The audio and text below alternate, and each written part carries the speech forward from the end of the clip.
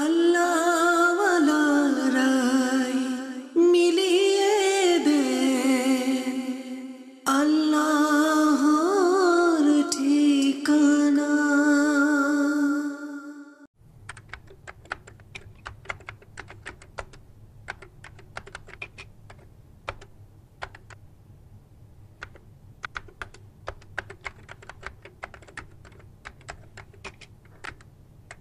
আল্লাহ আল্লাহ শুধু করলে আল্লাহ মিলে না। আলহামদুলিল্লাহি রাব্বিল আলামিন, আসসালাতু ওয়াসসালামু আলা সাইয়্যিদিল মুরসালিন, আম্মা বা'দু, ফাউযু বিল্লাহি মিনাশ শাইতানির রাজীম, বিসমিল্লাহির রহমানির রহিম। আসসালাতু ওয়াসসালামু আলাইকা ইয়া রাসূলুল্লাহ ওয়া আলা আলিকা ওয়া আসহাবিকা ইয়া হাবিবাল্লাহ। আসসালাতু ওয়াসসালামু আলাইকা ইয়া নবিয়াল্লাহ ওয়া আলা আলিকা ওয়া আসহাবিকা ইয়া নূরাল্লাহ। মাদানী চ্যানেলের দর্শক শ্রোতা, আলহামদুলিল্লাহ আরও একবার উপস্থিত হয়েছি নতুন একটি প্রোগ্রাম নিয়ে আপনাদের সামনে। যে যেখান থেকে আমাদের অনুষ্ঠান দেখছেন সকল দর্শককে জানাই আন্তরিক মোবারকবাদ। যেহেতু দর্শক শ্রোতা নতুন অনুষ্ঠান, আপনাদেরকে সাথে থাকতে হবে। মাদানী চ্যানেলের দর্শক শ্রোতা, এই মুহূর্তে আমরা ফয়জানে মদিনার সামনে দাঁড়িয়ে আছি, অর্থাৎ আমাদের সফর এখান থেকে শুরু। আমরা এক মাজার শরীফে যাব এবং কোন মাজারে যাব, কার মাজারে যাব, সে আল্লাহর ওলি কে, তার পরিচয় কি, সে কোত্থেকে আসছে, সকল কিছু আপনাদেরকে বিস্তারিত জানানোর চেষ্টা করব। এত কিছু জানার জন্য আপনাদেরকে অনুষ্ঠানের সাথে থাকতে হবে ইনশাআল্লাহ তাআলা। এখন ফয়জানে মদিনার সামনে থেকে আমাদের টিম পুরা রেডি রয়েছে, গাড়িও রেডি আছে।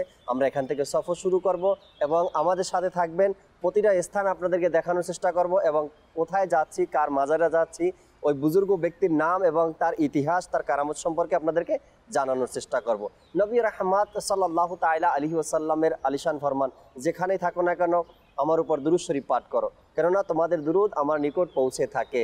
সাল্লু আলাল হাবিব সাল্লাল্লাহু তাআলা আলা মুহাম্মদ সাল্লাল্লাহু তাআলা আলাইহি ওয়াসাল্লাম। দর্শক শ্রোতা, দুরূদ শরীফ পড়তে পড়তে আমরা চলি গাড়ির দিকে ইনশাআল্লাহ তাআলা, বসি এবং সফর আমাদের শুরু করি।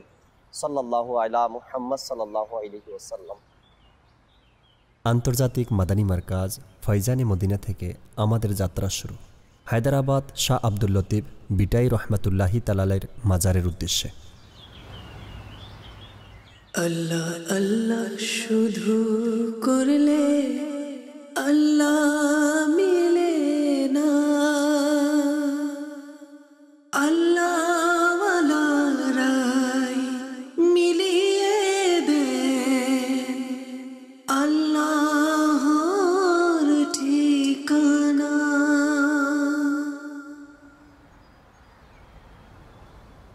আমরা চলে আসছি শাহ আব্দুল লতিফ ভিটাই রহমাতুল্লাহি তাআলার মাজারে।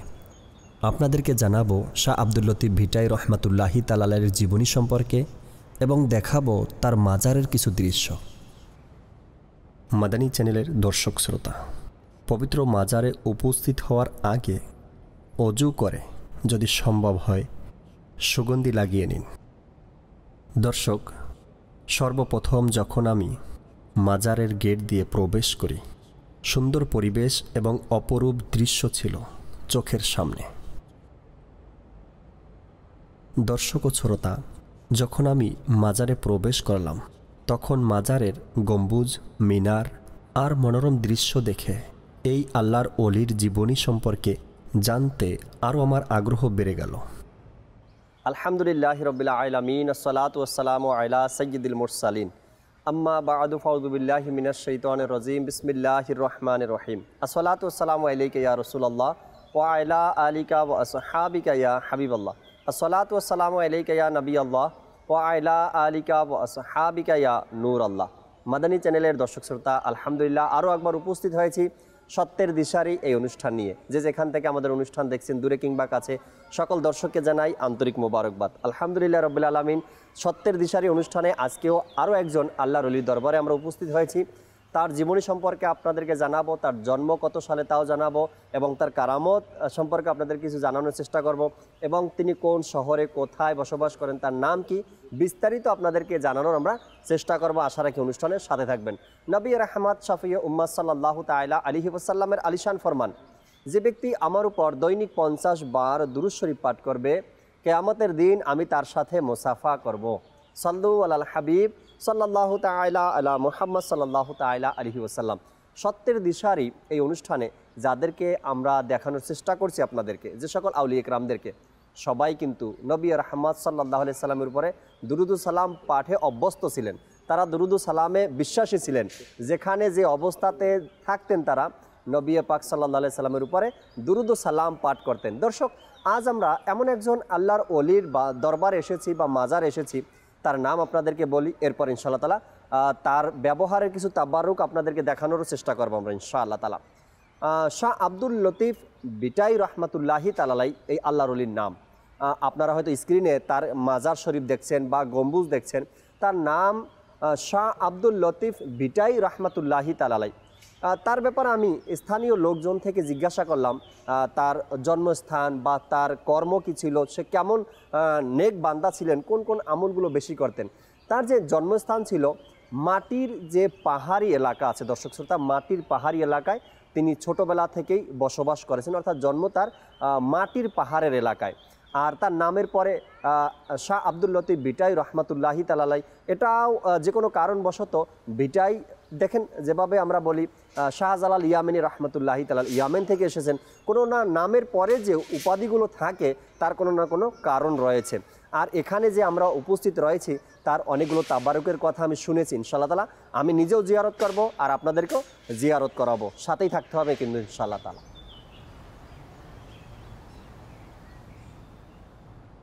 দর্শক ও শ্রোতা, যখনই আপনি কোনো পবিত্র মাজারে প্রবেশ করবেন, ডান পা দিয়ে প্রবেশ করুন।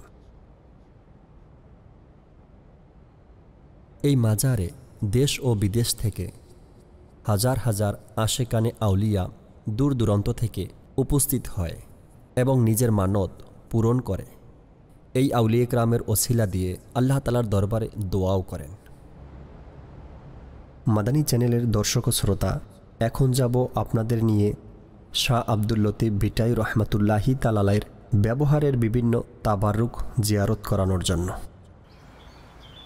মাদানী চ্যানেলের দর্শক শ্রোতা, তাবারুক যে রয়েছে আপনাদেরকে জিয়ারত করাবো, এর পূর্বে এই তাবারুকের যে বরকত রয়েছে বা এর প্রতি যে মানুষের এক আকর্ষণ হওয়া দরকার, এ সম্পর্কে একটি ঘটনা আপনাদেরকে শোনাই।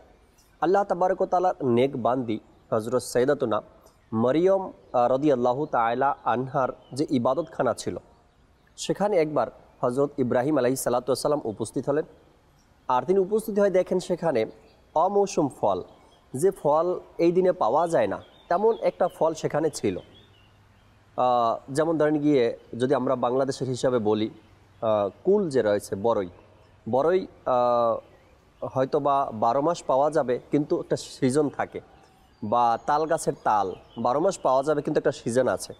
এমন একটা ফল সেখানে উপস্থিত ছিল যেটা অমৌসুম। ইব্রাহিম আলাইহিস সালাতু ওয়াস সালাম মরিয়ম রাদিয়াল্লাহু তাআলা আনহাকে জিজ্ঞাসা করলো যে আপনার ইবাদতখানায় অমৌসুম ফল কোথা থেকে আসলো, কিভাবে পেলেন? মরিয়ম রাদিয়াল্লাহু তাআলা আনহা উত্তর দিলেন, আল্লাহ তাবারক ওয়া তাআলার পক্ষ থেকে এসেছে। তখন ইব্রাহিম আলাইহিস সালাতু ওয়াস সালাম বললেন, যদি মরিয়ম রাদিয়াল্লাহু তাআলা আনহার জন্য অমৌসুমের ফল আসতে পারে আল্লাহ তাআলার পক্ষ থেকে, তবে আমার বয়স বেশি হলেও আল্লাহ তাবারক ওয়া তাআলা আমাকে সন্তান দান করতে পারেন। তখন মরিয়ম রাদিয়াল্লাহু তাআলা আনহার ইবাদতখানার ওসিলা দিয়ে আল্লাহ তাবারক ওয়া তাআলার দরবারে দোয়া করেছেন, আল্লাহ তুমি আমাকে সন্তান দান করো। এরপরে সেই ইবাদতখানার দোয়ার বরকতে আল্লাহ তাবারক ওয়া তাআলা ইব্রাহিম আলাইহিস সালাতু ওয়াস সালামকে সন্তান দান করলেন, ইসমাইল আলাইহিস সালাতু ওয়াস সালাম। এই ঘটনা বলার কারণও আমার আছে যে বনি ইসরাইলের একজন আল্লাহ তাবারক ওয়া তাআলা নেক বান্দি মরিয়ম রাদিয়াল্লাহু তাআলা আনহার ইবাদতখানা বা তার তাবাররুক, ইবাদতখানার যদি এত মর্যাদা হয় আল্লাহ তাআলার দরবারে, আখিরি নবী, নবীদের নবী, ইমামুল আম্বিয়া হুজুরে আকরাম সাল্লাল্লাহু তাআলা আলাইহি ওয়াসাল্লামের যে উম্মতির মধ্যে শ্রেষ্ঠ ব্যক্তিরা রয়েছেন, নেক বান্দারা রয়েছেন, তাদের তাবারুকাতের কেমন মর্যাদা হবে আল্লাহ তাবারক ওয়া তাআলার দরবারে। অবশ্যই সেই তাবারুক জিয়ারত করা এবং সেই তাবারুকের সামনে নিয়ে দোয়া করা, এটাও আল্লাহ তাবারক ওয়া তাআলার দরবারে পছন্দনীয় একটি কাজ। আসুন আমরা এই নেক বান্দার ব্যবহারকৃত কিছু বস্তু আপনাদেরকে জিয়ারত করাই, যা আমরা সাধারণত তাবারুক হিসাবে জেনে থাকি বা বুঝে থাকি, আপনাদেরকে জিয়ারত করাবো ইনশাআল্লাহ। মাদানী চ্যানেলের দর্শক শ্রোতা, যেখানে আমি বসে আছি হয়তো আপনারা স্ক্রিনে দেখছেন, এর গেটের সামনে বসা আছি, যেখানে আল্লাহর অলির তাবারুকাত রাখা আছে। অর্থাৎ তিনি যে সকল বস্তুগুলো ব্যবহার করেছেন, লাঠি, তার তক্তা, অজু করার বস্তুসমূহ ভিতরে রাখা আছে। ইনশাআল্লাহ তাআলা আপনাদেরকে ওগুলো দেখাবো এবং পরিচয় করিয়ে দিব আল্লাহর অলির ব্যবহৃত জিনিসগুলো এখানে রয়েছে। আলহামদুলিল্লাহ। আল্লাহ আল্লাহ শুধু করলে আল্লাহ মিলে না, আল্লাহ রাই মিলিয়ে দে আল্লাহর ঠিকানা।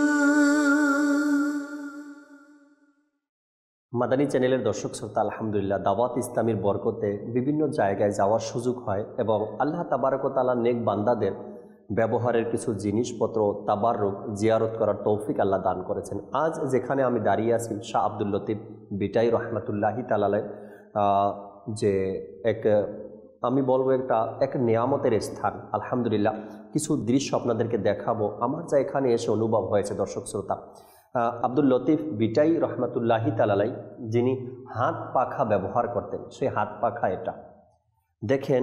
আজকে কত শত বছর পরে, এত বছর অতিবাহিত হওয়ার পরেও হাত পাখা এত সুন্দরভাবে এখনও সুন্দর রয়েছে। এটাকে কোথায় রাখব? বুকে জড়িয়ে ধরব নাকি নিজের মাথায় রাখব? দেখেন দৃশ্য, এত বছর পরেও আল্লাহর ওলির ব্যবহারের জিনিসপত্রগুলো কত সুন্দর রয়েছে।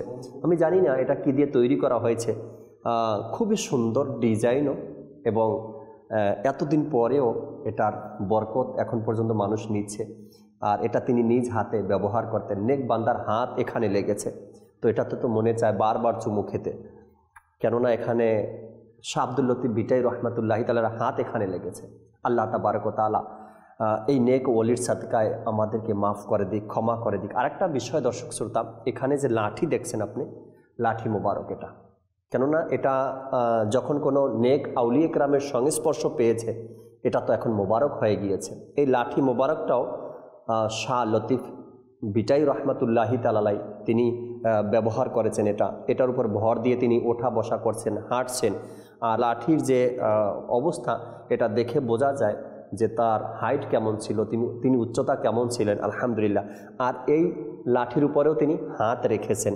এটাতেও মনে চায় কখনো নিজের কপালে লাগাতে, কখনো মনে চায় এটাকে মাথায় রাখতে, কখনো মনে চায় চুমু খেতে, কেননা শাহ লতিফ বিটাই রহমাতুল্লাহি তাআলা এই লাঠিকে ধরেছেন, স্পর্শ করেছেন। এই লাঠি তার সংস্পর্শে ছিল, এই লাঠি নিয়ে তিনি চলাফেরা করছেন। আর সবচাইতে আরেকটা যে বিষয় রয়েছে দর্শক শ্রোতা, এটা যে বিছানা দেখছেন আপনারা স্ক্রিনের উপরে, এই বিছানা তার ব্যবহারের, এটাকে তখ্ত বলা হয়। তিনি এটা ব্যবহার করতেন, এটাতে আরাম করতেন, এটাতে তিনি বিশ্রাম নিতেন।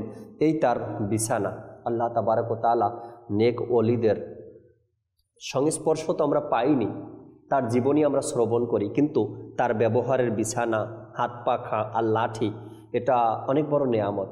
দোয়া করি আমি এখানে থেকে আল্লাহ তাবারক ওয়া তাআলা আমাদেরকে এই সকল নেক ওলিদের ওসিলাতে আমাদেরকে মাফ করে দিক, গুনাহ থেকে বাঁচার তৌফিক দান করুক, তাদের নকশে কদমে চলার, তাদের দেখানো পথে চলার আল্লাহ আমাদেরকে তৌফিক দান করুক। আমিন বিজাহিন নবিল আমিন সাল্লাল্লাহু তাআলা আলাইহি ওয়াসাল্লাম। শাহ আব্দুল লতিফ বিটাই রহমাতুল্লাহি তাআলার মাজারের জালিতে ডান হাত রেখে মনে মনে দোয়া করার অনুভূতি ছিল এক ভিন্ন রকম। আল্লাহ আল্লাহ শুধু করলে আল্লাহ মিলে না, আল্লাহ রাই মিলিয়ে দে আল্লাহর ঠিকানা। মাদানী চ্যানেলের দর্শক শ্রোতা, শাহ আব্দুল লতিফ বিটাই রহমাতুল্লাহি তাআলার মাজার শরীফ এবং তার জীবনের কিছু কথা আপনাদেরকে শোনানোর চেষ্টা করব। আল্লাহ তাবারক ওয়া তাআলার অনেক বড় দয়া, এক হিজরিতে এক হাজার বছর পরে পরে আল্লাহ তাবারক ওয়া তাআলা এক একজন মুজাদ্দিদকে পৃথিবীতে পাঠান। আর জানি না কখন কোন গোত্র থেকে কোন এলাকাতে আল্লাহ তাবারক ওয়া তাআলা নিজ প্রিয় বান্দাকে পাঠান। শাহ আব্দুল লতিফ বিটাই রহমাতুল্লাহি তাআলার জন্ম ইংরেজি হিসেবে 1689-তে আর তার ওফাত শরীফ যে হয়েছে 1752 সালে।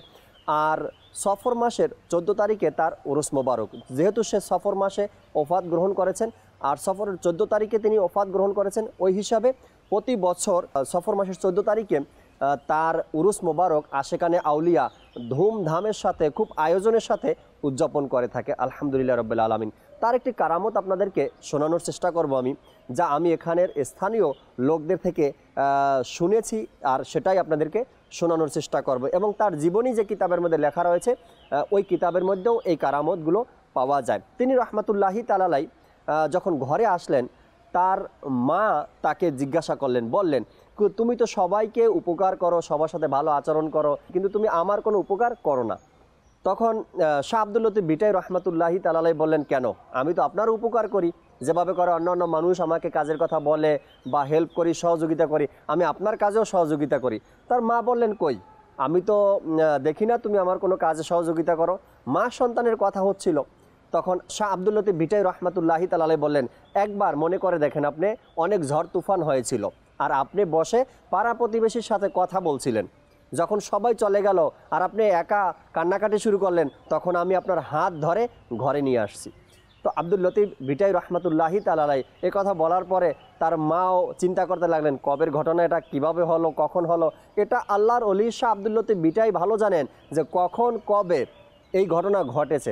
আরেকটা ঘটনা পাওয়া যায় তার ব্যাপারে, তিনি রহমাতুল্লাহি তাআলাই নিজ হাতে কোরআনুল কারীম লিপিবদ্ধ করেছেন, লিখেছেন। এই দৃশ্য হয়তো আপনারা স্ক্রিনে দেখছেন, দর্শক শ্রোতা, যেটা দেখছেন আপনারা স্ক্রিনে, এই কোরআন নিজ হাতে তিনি লিপিবদ্ধ করেছেন, লিখেছেন। আর আজ পর্যন্ত প্রায় 273 বছর পার হয়ে গেছে তার ওফাত দিবস, অর্থাৎ তিনি ইন্তেকাল করেছেন। এই 273 বছর পরে তার লেখা কোরআন এখন পর্যন্ত হেফাজতে আছে এবং গ্লাসের মধ্যে বদ্ধ করে রাখা হয়েছে, আপনারা হয়তো স্ক্রিনে দেখছেন। তিনি রহমাতুল্লাহি তাআলাই কেমন একজন ব্যক্তিত্ব ছিলেন, কেমন একজন নেক বান্দা ছিলেন, আর কেমন তার ইবাদত ছিল, আল্লাহওয়ালা ব্যক্তি তিনি ছিল। তার আরও অসংখ্য কারামতের কথা আমি এখানে এসে শুনলাম।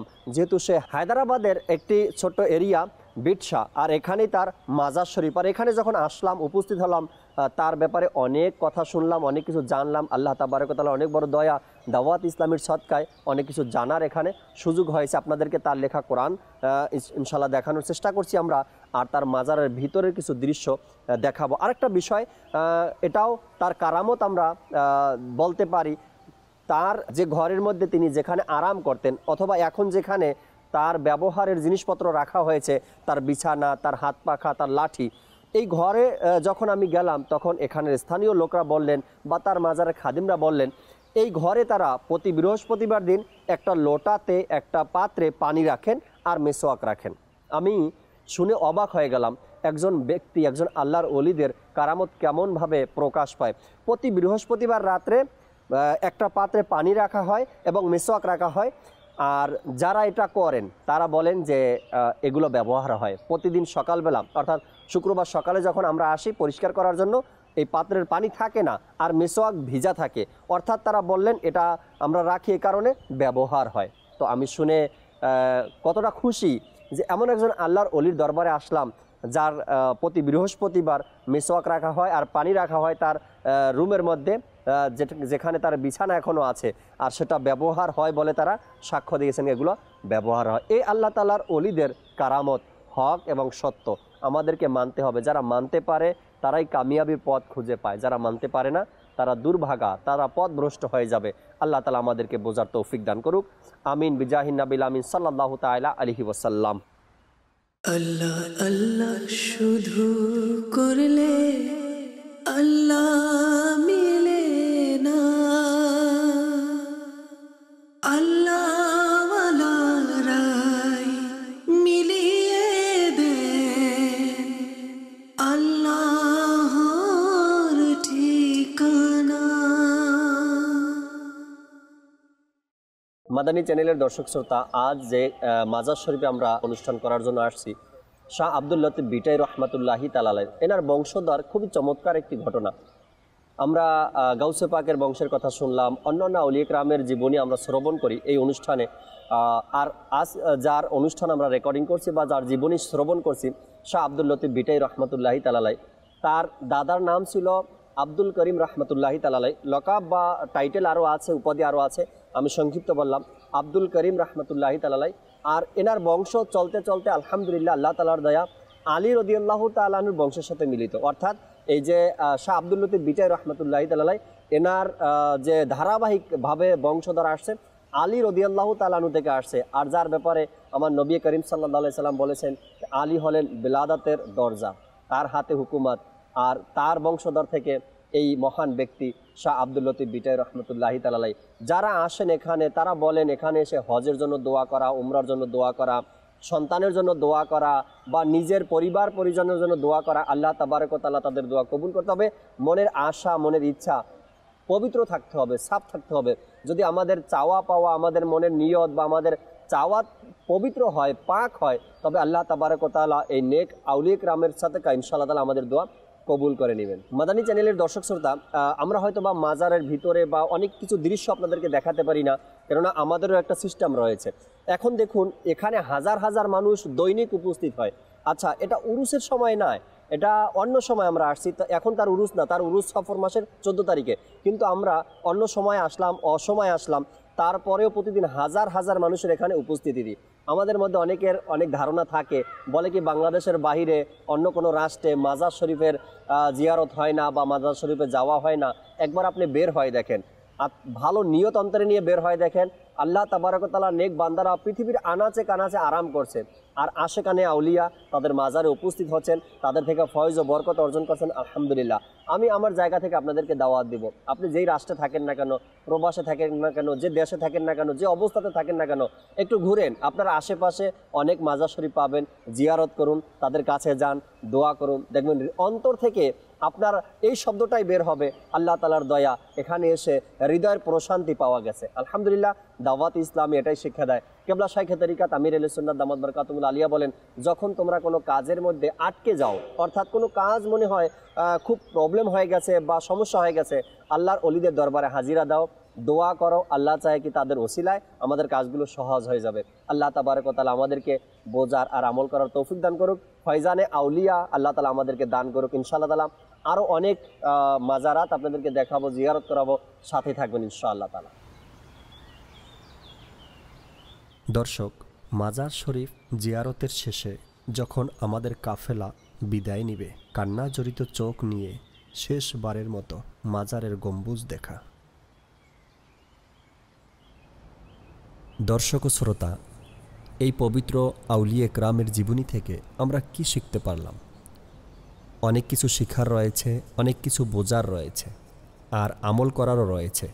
আল্লাহ তাবারক ওয়া তাআলা আমাদেরকে আউলিয়া কিরামের পথ অনুসরণ করে নিজ জীবন অতিবাহিত করার তৌফিক দান করুক।